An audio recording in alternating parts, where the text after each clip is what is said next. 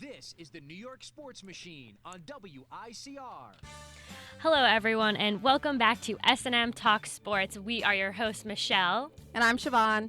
And tonight, we're going to be talking about the Duke-UNC basketball game. Always a great game, always a thriller. Last night was always, as always, such a great game. Siobhan? I feel like when it comes to these two rivals, we have such a high expectation for them to perform great and for it to be like a crazy, nail-biting game. And I think last night they exceeded those expectations. Last night was also the first time in 11 years that these two teams went into overtime. And we're going to talk about the last minute of the fourth quarter and their overtime game.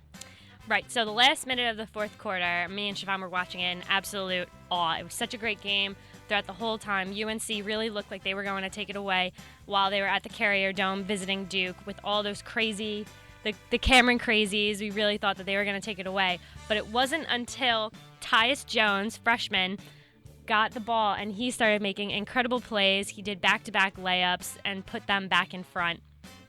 And we were actually really surprised watching that. Well, we shouldn't say surprised, but it was just such a great, he was unstoppable on that court. He really put the team on his back, and he brought them back from an almost devastating loss at home. And Duke, who was ranked number 4 and now is ranked number 5, was going to lose to number 4. Was it 15? UNC was ranked 15, and now they're ranked 16. So it was such a great game, and Tyus Jones, I think, is definitely the MVP of that game. What do you think? Definitely. And even so, it was kind of, when you're watching the game, you would think, because when they came back, you expected North Carolina to, come back with the shots and, go aggressive, and they definitely slowed down the game. I'm not sure if they were trying to slow it down in hopes that they get a three-pointer and just end the game and win, or that they expected to go into overtime, because, it was 30 seconds left, and North Carolina had the ball, and they were just, taking their time with it. And then, who was it? Williams from UNC? Is that him? From UNC? Yeah. Wasn't he the one who shot the three-pointer and it didn't go in, and that's when they went into overtime? And I don't think they were expecting that either. Yeah. Well, what really contributed to Duke coming back was their intensive, tight defense, because UNC had the ball and they were just, Duke was on UNC like white on rice, They were not going to let them get that shot off, and they put a lot of pressure on the shooter. And thankfully, it worked out to their advantage, because they were going to if they were going to hit a buzzer beater, that would have been absolutely devastating. And another thing that really helped Duke was the fact that UNC was shooting terrible from the foul line. Absolutely horrible. Less than 50%. Even for overtime, everything was split. And I feel like if foul shots were made, that game would have been completely different. I feel like it would have been up in the air. Yeah, UNC was not shooting well from the foul line, and Duke was shooting a little less than 50%. And even so, Duke players, Cook, I think it was, yes, Quinn Cook, he actually missed one of his foul shots. So it really can show how crazy it could get at the ACC when it's such a tight game, especially with a rivalry with UNC and Duke. And anyone who knows basketball knows how vital foul shots are. They're easy points. They win games. They're called free throws for a reason. Exactly. So to miss those kind of shots really makes or breaks your game. And I think that's also what happened with this game.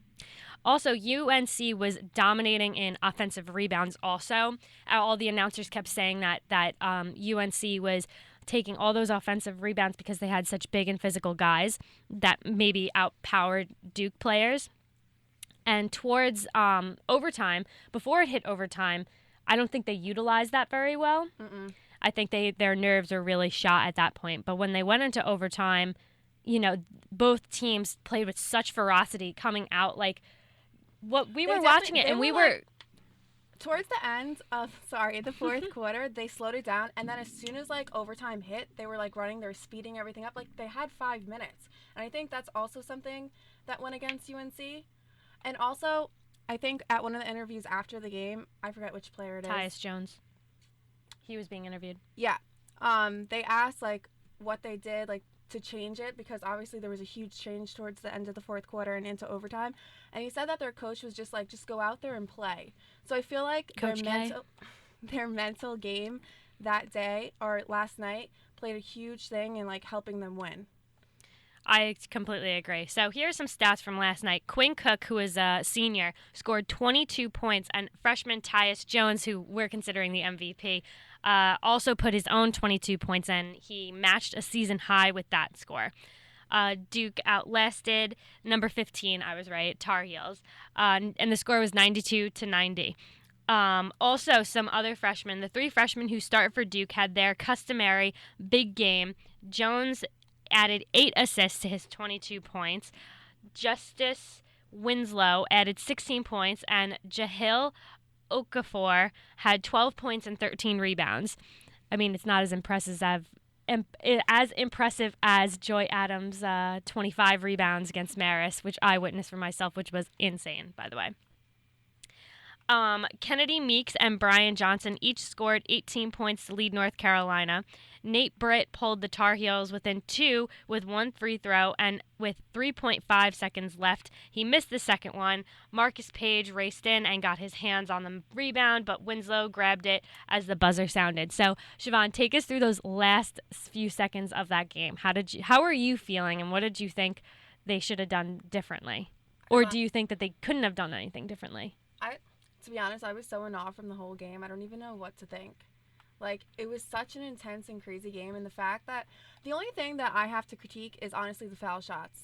Because when you're down to, like, those last minutes and those seconds, even, like, for Duke, they split too. They, like, miss one and then score one. But UNC was definitely, like, that was their downfall. To come to the end and you're so close and you were leading, like, Duke almost, like, missed it. They almost lost. And for you not to get your foul shots in, that's the one thing that was just my whole thing for the critique.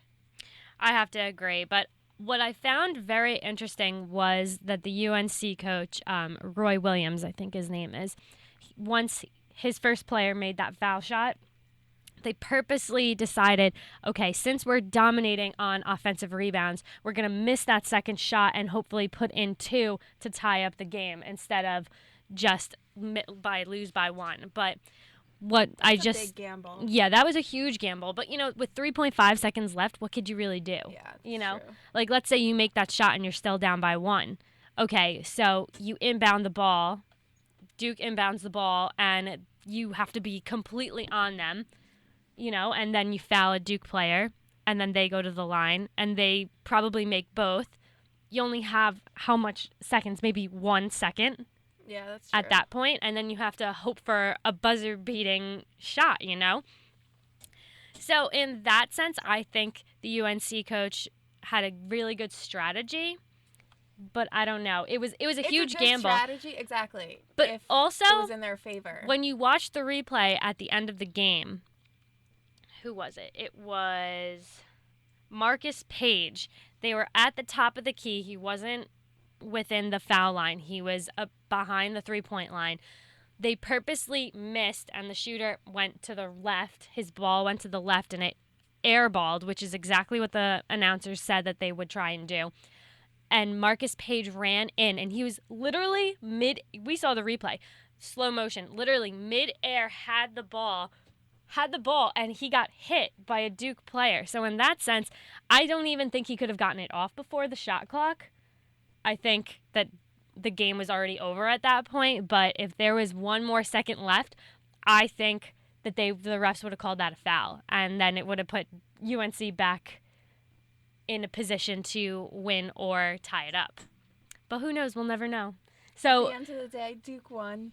So last minute, what grade do we give that? An A to F? A. A? I'm going to give it an A minus.